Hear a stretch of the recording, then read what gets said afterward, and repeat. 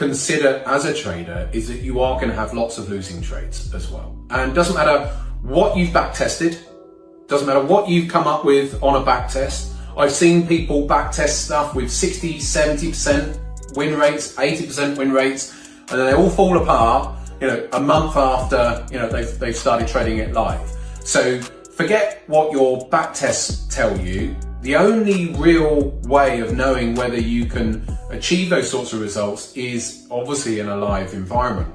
And I haven't come across anyone who has consistently made something like 2% every day. As I said in the video, it's about 480% per year, but that's not compounded, because if you were making 2% per day, 10% a week, well, at the end of week one, you've already gained 10%. So you're now compounding, so you're doing 2% on the new balance. So once you start compounding it up, it goes into thousands of percents in a year, and the numbers just get crazy. You really have to try, and this is what exhausts me and tires me mentally, is trying to get across to people it's just not realistic. Now, I'm not saying that anybody couldn't go and make 500% in a year. Darn it, you know, even 1,000% in a year. You know, if you really went for it highly speculatively, so obviously taking on more risk in order to do it, then could you do it?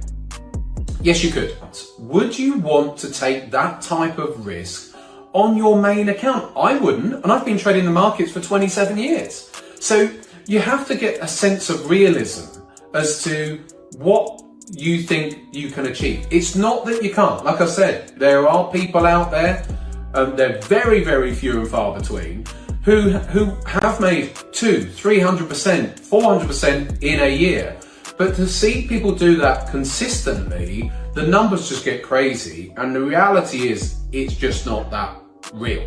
So what I try to do is give a sense of reality to people, to say, look, it's so unlikely that you're ever going to make that sort of return. You're more likely, if you're trying to make those sorts of returns, going to end up blowing up an account, because it sounds to you in theory like it's low risk. It's not, it's high risk. So once you go higher risk, then the risk of failure and potentially blowing an account is there as well. I would rather people reduce their expectations. You can still make phenomenal returns over time with a more realistic return, as I talked about in the video.